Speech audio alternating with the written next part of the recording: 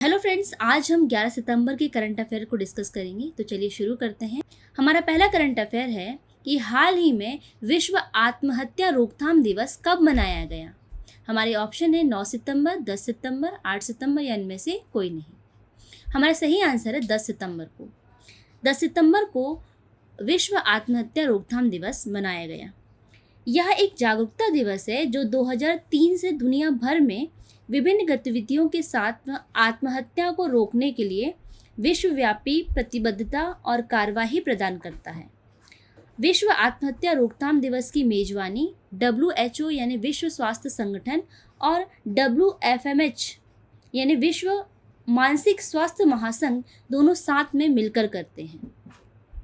इस मंथ की कुछ और इम्पोर्टेंट डेज जैसे कि 8 सितंबर को विश्व फिजियोथेरेपी दिवस मनाया जाता है और इसी दिन अंतर्राष्ट्रीय साक्षरता दिवस भी मनाया जाता है। नेक्स्ट है, किस देश के सर्वोच्च न्यायालय द्वारा गर्भपात को अपराध की श्रेणी से बाहर कर दिया गया है। हमारे ऑप्शन है मेक्सिको, ब्रिटेन, बांग्लादेश या अमेरिका। इसका सही आंसर है मेक्सिको। दक्षिण अमेरिका की सिटी मेक्सिको में गर्भपात अब अपराध नहीं है। देश के सुप्रीम कोर्ट ने गर्भपात को अपराध के दायरे से हटा दिया है। विदेश से संबंधित कुछ इंपॉर्टेंट न्यूज़। ब्रिटेन के दूसरे सबसे बड़े शहर बर्मिंघम ने अपने आप को दिवालिया घोषित कर लिया है और फ्रांस ने अपने सरकारी स्कूलों में पारंपरिक इस्लामिक परिधान अबाया को पहनने पर प्रतिबंध लगा दिया है। नेक्स्ट है, हाल ही में किस देश के शोधकर्ताओं ने स्टेम कोशिकाओं से कृत्रिम भ्रूण बनाया है। ऑप्शन है चीन, कनाडा, इजराइल या जर्मनी। सबसे पहले हम जानते हैं कि स्टेम कोशिकाएं क्या होती हैं। स्टेम कोशिकाएं ऐसी अविभाजित कोशिकाएं हैं जिनमें शरीर के किसी भी अंग की कोशिका के रूप में विकसित होने की क्षमता होती है। साथ ही ये कोशिकाएं किसी अन्य भी प्रकार की कोशिकाओं में बदल सकती हैं। इन कोशिकाओं का उपयोग शरीर की मरम्मत करने के लिए किया जाता है।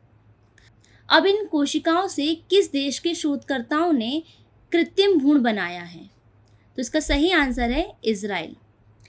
इजराइल के वैज्ञानिकों ने यह दावा किया है कि उन्होंने स्टेम सेल का प्रयोग करके भ्रूण की तरह संरचना कर दी है जो गर्भ के बाहर भी विकसित हो रहा है। हालांकि पूरी तरह से इसे भ्रूण नहीं कहा जा सकता है, किंतु वैज्ञानिकों ने पहली बार बिना स्पर्म और एग के कृत्रिम भ्रूण बनाने में सफलता प्राप्त की है। नेक्स्ट है, हाल ही में किसने यूजीसी मतलब यूनिवर्सिटी ग्रांट कमीशन विश्वविद्यालय अनुदान आयोग द्वारा मालवीय मिशन का शुभारंभ किया गया है। इसके ऑप्शन है अमित शाह, नरेंद्र मोदी, धर्मेंद्र प्रधान या इनमें से कोई नहीं। इसका सही आंसर है धर्मेंद्र प्रधान। केंद्रीय शिक्षा मंत्री श्री धर्मेंद्र प्रधान ने मालवीय मिशन का शुभारंभ किया है।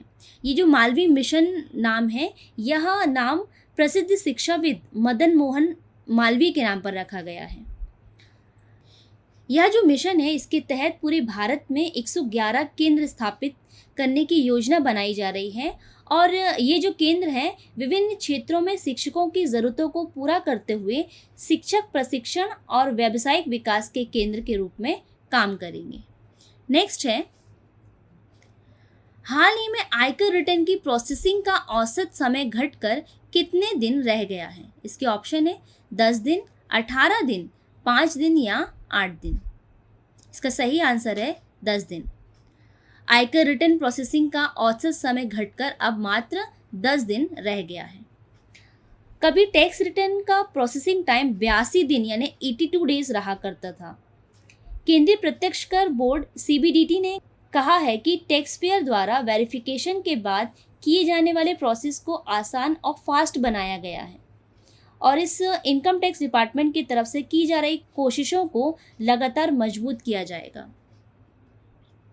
नेक्स्ट है, हाल ही में देश की पहला सोलर सिटी का उद्घाटन कहाँ किया गया।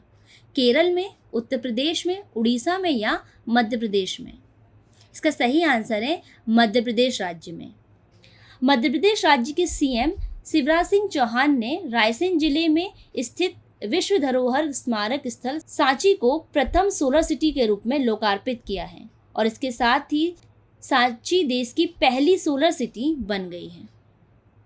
अब मध्य प्रदेश, तो मध्य प्रदेश से संबंधित कुछ पॉइंट्स, जैसे मध्य प्रदेश की राजधानी है भोपाल, मुख्यमंत्री है शिवराज सिंह चौहान, राज्यपाल मंगू भाई सिंह पटेल। मध्य प्रदेश राज्य का गठन 1 नवंबर 1956 को हुआ था और इसका क्षेत्रफल है 3,08,245 वर्ग किलोमीटर। नेक्स्ट है, हाल ही में भारत के पहले यूपीआई एटीएम को किस पेमेंट सर्विसेज द्वारा लॉन्च किया गया? इसके ऑप्शन है Bajaj finance, Hitachi payment services, Airtel payment banks या इनमें से कोई नहीं। इसका सही आंसर है हिताची पेमेंट सर्विसेज। भारत का पहला UPI ATM national payment bank corporation of India NPCI के सहयोग से हिताची पेमेंट सर्विसेज द्वारा पेश किया गया है और यह service safe cardless cash transaction की सर्विस देता है। अब तक हम यूपीआई का इस्तेमाल क्यूआर कोड को स्कैन करके या फिर लोगों को पैसा भेजने के लिए किया करते थे, लेकिन अब हम यूपीआई के इस्तेमाल से एटीएम कार्ड से भी पैसे निकाल सकेंगे। नेक्स्ट है, हाल ही में किस राज्य सरकार ने मुख्यमंत्री मेधावी छात्र प्रोत्साहन योजना शुरू की है? इसके ऑप्शन है उड़ीसा, राजस्थान, गोवा या आंध्र प्रदेश राज्य सरकार ने। इसका सही आंसर है उड़ीसा। उड़ीसा के सीएम नवीन पटनायक ने इस छात्रवृत्ति योजना के माध्यम से राज्य के पिछड़े समुदाय के छात्रों को शिक्षा सुविधा के साथ साथ आवासीय सुविधा भी प्रदान करेंगे। अब उड़ीसा, तो उड़ीसा से इंपॉर्टेंट पॉइंट्स, इसकी राजधानी है भुवनेश्वर, मुख्यमंत्री है नवीन पटनायक, राज्यपाल गणेश जी लाल और इसका गठन 1 अप्रैल 1936 को हुआ था। इसका क्षेत्रफल है 1,55,707 वर्ग किलोमीटर। नेक्स्ट है, हाल ही में कौन सी राज्य सरकार बहु विवाह पर प्रतिबंध लगाने के लिए राज्य विधानसभा में विधेयक पेश करेगी? बहु विवाह क्या होता है? बहु विवाह से मतलब एक से अधिक व्यक्तियों, एकाधिक पति या पत्नी से विवाह करने की प्रथा है। हमारे ऑप्शन है मिजोरम, पंजाब, असम या इनमें से कोई नहीं। हमारा सही आंसर है असम राज्य सरकार।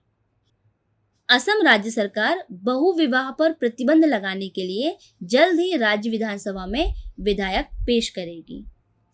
अब असम, तो असम की राजधानी है दिसपुर, मुख्यमंत्री है हेमंत बिश्व शर्मा, राज्यपाल जगदीश मुखी और इसका क्षेत्रफल है 78,438 वर्ग किलोमीटर।